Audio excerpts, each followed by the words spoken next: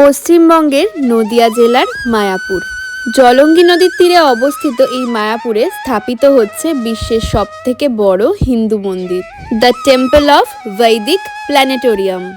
এই মন্দিরটি ইস্কন তথা ইন্টারন্যাশনাল সোসাইটি অফ কৃষ্ণ কনসাসনেসের প্রতিষ্ঠাতা শ্রী প্রভুপাদের দৃষ্টি ও মার্কিন যুক্তরাষ্ট্রের ক্যাপিটাল ভবনের নকশা দ্বারা অনুপ্রাণিত। এই মায়াপুরে তোমরা কিভাবে আসবে, এক রাত দুদিনের মায়াপুর ভ্রমণ কিভাবে করবে, কোথায় থাকবে, কোথায় খাবে, মন্দিরের সমস্ত নিয়মাবলী, কেমন কি খরচা হবে, সমস্ত তথ্য নিয়েই থাকছে আজকের ভিডিও।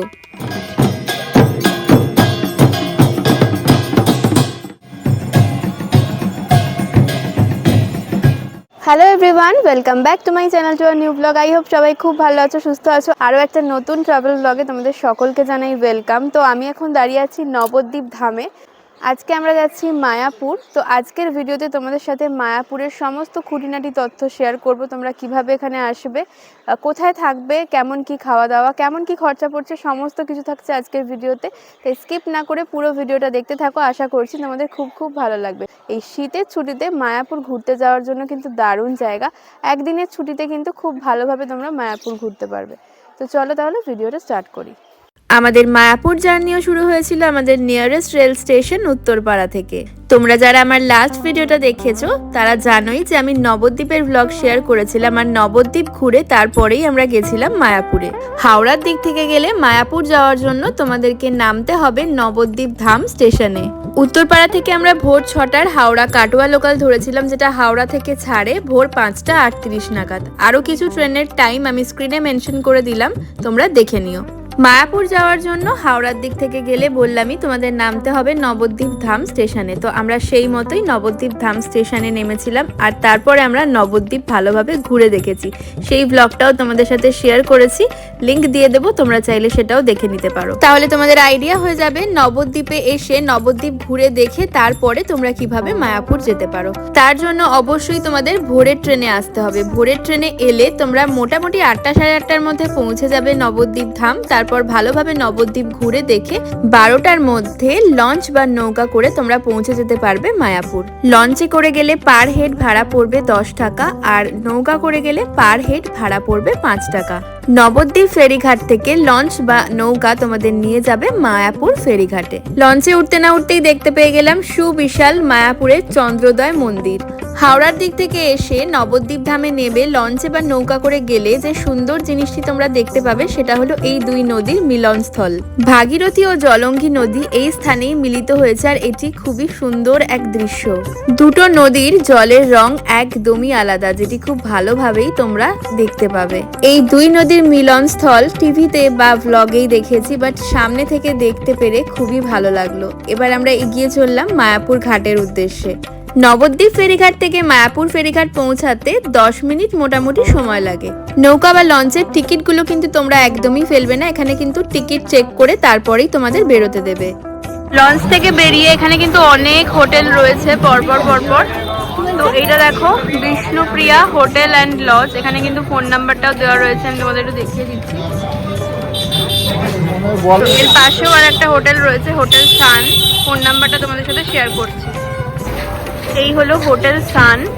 হোটেলটা দেখতে বেশ ভালোই লাগছে, আর এখানে কিন্তু ফোন নাম্বারও দেওয়া রয়েছে, চাইলে কন্ট্যাক্টও করে নিতে পারো। একদম ফেরিঘাটের কাছে কিছু লজের ফোন নাম্বার তোমাদের সাথে শেয়ার করলাম। মায়াপুরে এসে তোমরা যদি মন্দিরের ভিতরেই বিভিন্ন ভবনে থাকতে পারো তাহলেই সব থেকে ভালো হয়। বাট হঠাৎ করে যদি তোমাদের প্ল্যান হয় মায়াপুর আসার, তবে কিন্তু তোমরা ভবনের ভেতরে রুম নাও পেতে পারো, কারণ ভবনগুলোতে রুম পেতে গেলে মিনিমাম 1 থেকে 2 মাস আগে বুকিং করতে হয়। ভবনের ভিতরে রুম না পেলে কি আমরা মায়াপুর ঘুরবো না? একদমই তা নয়। মায়াপুরের মন্দিরের বাইরেই কিন্তু প্রচুর হোটেল রয়েছে, সেরকমই কিছু হোটেলেরও সন্ধান দেব আজকের ভিডিওতে।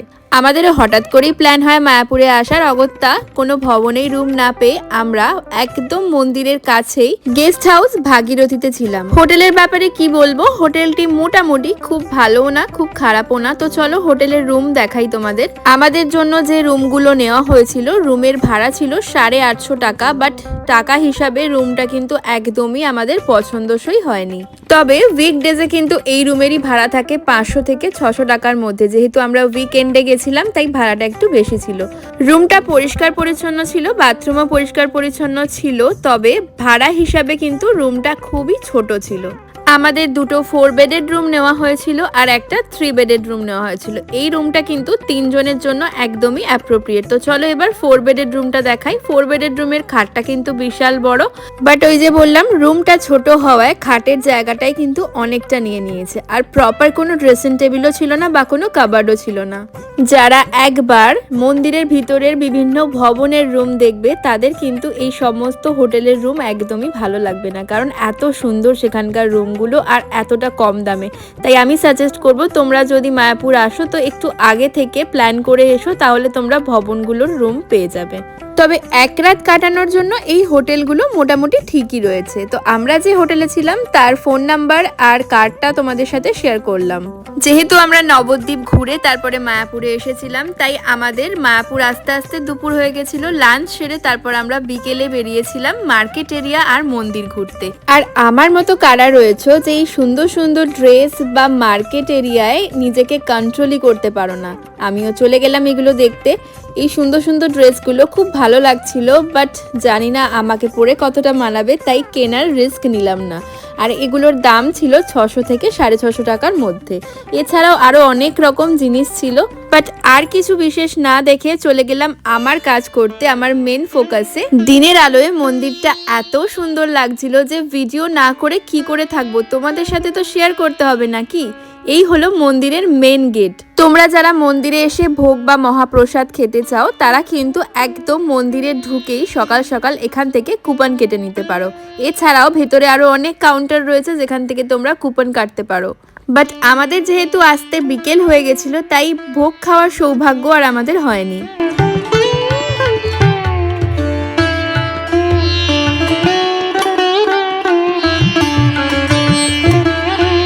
এখানে মন্দিরে প্রবেশের যাবতীয় নিয়ম লেখা রয়েছে, কি কি নিয়ে তোমরা ঢুকতে পারবে, কি কি নিয়ে ঢুকতে পারবে না, সমস্ত কিছুই ডিটেলসে দেওয়া রয়েছে।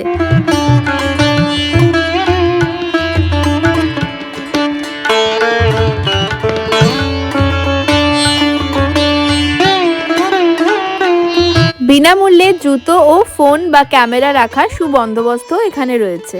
মন্দির চত্বরেই প্রচুর ভেজ দোকান রয়েছে যেখানে তোমরা বিভিন্ন ধরনের খাবার পেয়ে যেতে পারো। যেমন এই দোকানটির নাম ছিল মোমো প্রভু, আর এখানে দেখো অনেক ধরনের খাবার তোমরা পেয়ে যাবে, সবই কিন্তু ভেজ। এই দোকানের একটি বিশেষ আইটেম যেটা ওনারা আমাদের সাজেস্ট করলেন সেটা হলো বাটার ডোনাট, যেটা খেতে দারুণ ছিল। দাম ছিল মাত্র 30 টাকা। মায়াপুর মন্দিরের ভিতরেই শুরু হয়ে গেছে ফুলডম থিয়েটার। এখানে কিন্তু তোমরা বিভিন্ন শো দেখতে পাবে। টিকিটের দাম পার হেড 40 টাকা।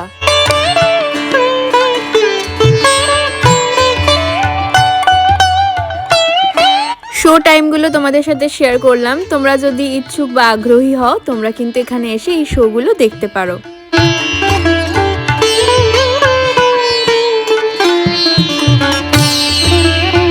মায়াপুর ইস্কন মন্দির চত্বরেই রয়েছে আরো একটি ফেমাস ভেজ রেস্টুরেন্ট, যার নাম হলো গোবিন্দাস বা গোবিন্দ রেস্টুরেন্টও বলতে পারো। এখানে কিন্তু সমস্ত খাবারই ভেজ আর ভীষণ ভালো এখানকার প্রতিটা খাবারের টেস্ট। ব্রেকফাস্ট, লাঞ্চ, ডিনারের টাইমিংটা তোমাদের সাথে শেয়ার করলাম।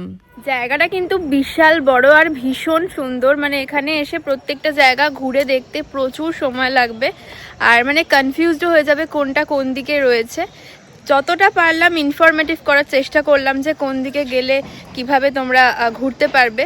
আর এখানে প্রচুর বাঁদর আর কুকুর, ভয় লাগছে আমার একা একা এদিকে আসতে। এনারা কিন্তু প্রচুর পরিমাণেই ঘুরে বেড়াচ্ছেন, তাই খাবার দাবার বা ক্যামেরা একটু সাবধানে রেখো, মোবাইল ক্যামেরা। মায়াপুর মন্দিরটি বিশাল বড় জায়গা জুড়ে রয়েছে, তাই পুরো জায়গাটা ঘুরে দেখার জন্য তোমরা টোটো বা এরকম গরুর গাড়িও পেয়ে যাবে। আমরা গেছিলাম শনিবার, আর শনিবার এখানে এক বিশেষ জিনিস তোমরা দেখতে পাবে। শুধুমাত্র শনিবারই সন্ধ্যা আরতির আগে রাধা কৃষ্ণের বিগ্রহ নিয়ে ওনারা পুরো মন্দির পরিদর্শন করেন, খুব সুন্দরভাবে সাজিয়ে। এই যে দেখতে পাচ্ছ কোঞ্চ বিল্ডিং বা শঙ্খ ভবন, তার উল্টো দিকেই কিন্তু রয়েছে এই সুবিশাল চন্দ্রোদয় মন্দির। চন্দ্রোদয় মন্দিরের একদম সামনেই রয়েছে মেন মায়াপুরের মন্দির, যেখানে সন্ধ্যা আরতি হয়। আর আর এই যে দেখতে পাচ্ছ এখন মোটামুটি 5টা 5:30 বাজে আর সবাই কিন্তু সন্ধ্যা আরতি দেখার জন্য ভেতরে প্রবেশ করতে শুরু করে দিয়েছে। যত তাড়াতাড়ি যাবে ততই ভালোভাবে কিন্তু তোমরা সন্ধ্যা আরতিটা দেখতে পাবে সামনে থেকে। কি কি নিয়ে তোমরা মন্দিরের ভিতরে প্রবেশ করতে পারবে না সেটিও এখানে লেখা রয়েছে। আর পুরুষ ও মহিলা আলাদাভাবে মন্দিরে প্রবেশ করতে হবে। মন্দির পরিদর্শনে বেরোনোর আগে ওনাদের প্রস্তুতিটা ছিল একেবারে দেখবার মতো, সেটাই তোমাদের সামনে তুলে ধরলাম।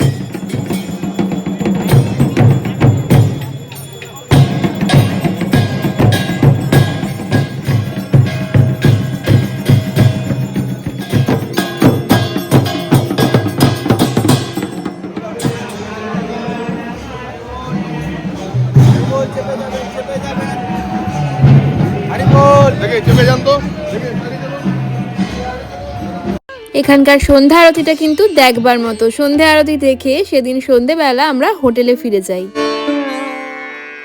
গুড মর্নিং এভরিওয়ান, আজকে মায়াপুরে আমাদের দ্বিতীয় দিন আর আজকেই আমরা বাড়ি ফিরবো। আজ সকাল সকাল ঘুম থেকে উঠেই চলে গেলাম মায়াপুর মন্দিরে। সকালবেলা মন্দিরটা ঠিক কীরকম লাগে সেটাই তোমাদের সাথে শেয়ার করব।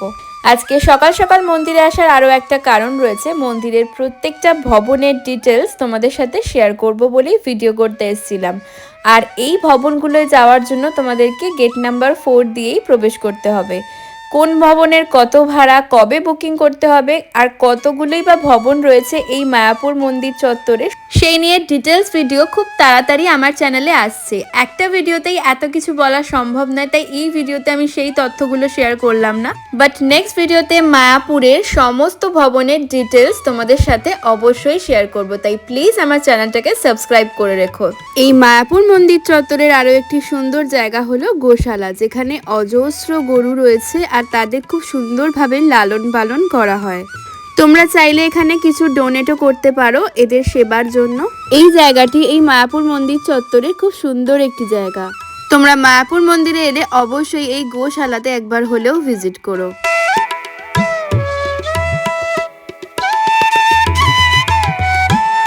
মায়াপুর মন্দির এরিয়ায় ঢুকলে ওষুধ থেকে শুরু করে খাবার দাবার এমনকি গ্রসারি আইটেমও তোমরা একই জায়গায় পেয়ে যাবে। এখানে রয়েছে গৌরাঙ্গ সুপার মার্ট। তো চলো এই গৌরাঙ্গ সুপার মার্ট থেকে তোমাদের একটু ঘুরিয়ে আনি। কি কি জিনিস এখানে রয়েছে সেটাও দেখিয়ে দিই।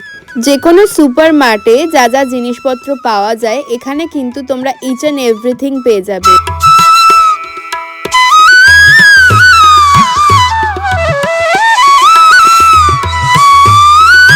মায়াপুরে এসে মায়াপুরের বিভিন্ন ভবনে যদি তোমরা থাকার জায়গা না পাও তাহলে তোমাদের থাকতে হবে বাইরের কোনো হোটেলে। তাই কিছু হোটেলের ডিটেলস তোমাদের সাথে শেয়ার করছি। একদম মন্দিরের সামনেই কিন্তু এই হোটেলগুলো রয়েছে। জাহ্নবী তীর্থ হোটেল, হোটেলের নাম্বার তোমাদের সাথে শেয়ার করলাম। তোমরা এই নাম্বারে কন্ট্যাক্ট করে কিন্তু বুকিংও করতে পারো। নেক্সট হোটেল হলো দেবাশ্রম। এই হোটেলেরও নাম্বার এখানে দেওয়া রয়েছে, প্লাস তোমাদের সাথে কার্ডও শেয়ার করছি আর দেখিয়ে দিচ্ছি লোকেশনটা। দেখতেই পাচ্ছ একদম এই যে রয়েছে মন্দিরের কিন্তু কাছেই এই হোটেলগুলো রয়েছে। তো এই হোটেলের কার্ডটাও তোমাদের সাথে শেয়ার করছি। এখানেও কিন্তু নাম্বার দেওয়া রয়েছে, তোমরা চাইলে কন্ট্যাক্ট করে নিতে পারো। আর প্রত্যেকটা হোটেলেই কিন্তু ভাড়া সিজন ওয়াইজ আলাদা হয়। আর উইকেন্ডে গেলে ভাড়া একটু বেশি হয় আর উইকডেজে গেলে কিন্তু ভাড়াটা কম হবে। Next hotel Shubham. তো এই হোটেল শুভমের কার্ডটাও শেয়ার করছি। এখানেও সেম নাম্বার দেওয়া রয়েছে, অ্যাড্রেসও লেখা রয়েছে, তবে নাম্বারে কল করলেই তোমরা কিন্তু হোটেলের সমস্ত ডিটেলস পেয়ে যাবে। উইকেন্ডে গেলে তোমরা 800 850 মধ্যে রুম পেয়ে যাবে আর উইকডেজে গেলে কিন্তু 400 থেকে 600 মধ্যে ভালো ভালো রুম পেয়ে যাবে। নেক্সট হোটেল হলো ঘোষ হোয়াইট হাউস। আমরা যে হোটেলে ছিলাম গেস্ট হাউস ভাগীরথী, তার ঠিক পাশেই কিন্তু এই হোটেলটা ছিল। এই হোটেলের কার্ডটাও তোমাদের সাথে শেয়ার করছি আর এখানে পার্কিং এরও জায়গা রয়েছে। এবার মায়াপুরে এমন এক হোটেলের সন্ধান দিচ্ছি যেখানে তোমরা ব্রেকফাস্ট, লাঞ্চ, ডিনার সমস্ত কিছুই করতে পারবে। আর এখানে কিন্তু ননভেজ আইটেমও তোমরা পেয়ে যাবে। মায়াপুর মন্দিরের আশেপাশে কিন্তু এরকম ভাতের হোটেল বা এই ধরনের হোটেল যেখানে তোমরা ব্রেকফাস্ট, লাঞ্চ, ডিনার সমস্ত কিছুই করতে পারবে। চিকেনের আইটেম থেকে শুরু করে ফিশের আইটেম সমস্ত কিছু। এখানে কি কি ব্রেকফাস্ট আইটেম পাওয়া যায়? বড়া হয়, পুরি হয়, প্লাস যদি আপনার বড়া হয়, লাচ্ছা বড়া হয়, আচ্ছা। রোল হয়, বিসলাই হয়, চাউমিন হয়। আর লাঞ্চ ডিনারের আইটেমও পাওয়া যায়? জিনিসই পাওয়া যায়। যেটা চাইবেন এখানে সেটাই হয়। এখানে 108 রকমের খাবারের আইটেম। 108 রকম খাবারের আইটেম। আর ননভেজ পাওয়া যায় এখানে? ভেজ, ননভেজ দুটোই হয়। আচ্ছা আচ্ছা। ব্রেকফাস্ট সেরে আমরা বাড়ি ফেরার উদ্দেশ্যে রওনা দিলাম। মায়াপুর লঞ্চ ঘাটে চলে এলাম। এখান থেকে আমরা যাব নবদ্বীপ লঞ্চ ঘাটে, তারপর সেখান থেকে যাব স্টেশনে। তোমরা চাইলে টোটো ভাড়া করে মায়াপুরের কিছু লোকাল সাইট সিনও করতে পারো। মায়াপুরের লোকাল সাইট সিনের জন্য টোটো ভাড়া নেবে 300 থেকে 400 টাকার মধ্যে। লঞ্চে করে আমরা রওনা দিলাম নবদ্বীপ ঘাটের উদ্দেশ্যে। নবদ্বীপ ঘাট থেকে টোটো করে আমরা চলে এলাম বিষ্ণুপ্রিয়া হল্ট স্টেশনে। আমাদের ট্রেন ছিল 11:30 নাগাদ। তোমরা চাইলে নবদ্বীপ স্টেশনেও যেতে পারো, বাট বিষ্ণুপ্রিয়া হল্ট হলো নবদ্বীপ স্টেশনের পরের স্টেশন। নবদ্বীপ স্টেশনে প্রচুর ভিড় হতে পারে, সেই কারণে আমরা বিষ্ণুপ্রিয়া হল্টে চলে এলাম, যাতে আমরা অন্তত বসার জায়গাটুকু পেতে পারি। এই শীতের আমেজে একদিনের জন্য হলেও মায়াপুর কিন্তু ঘোরার জন্য জাস্ট দারুণ জায়গা। ভিডিওটা যতটা পারলাম ইনফরমেটিভ করার চেষ্টা করলাম। ভালো লাগলে অবশ্যই লাইক করো, শেয়ার করো। তো চলো আজকের মতো এখানেই টাটা, আবার দেখা হবে নেক্সট ব্লগে।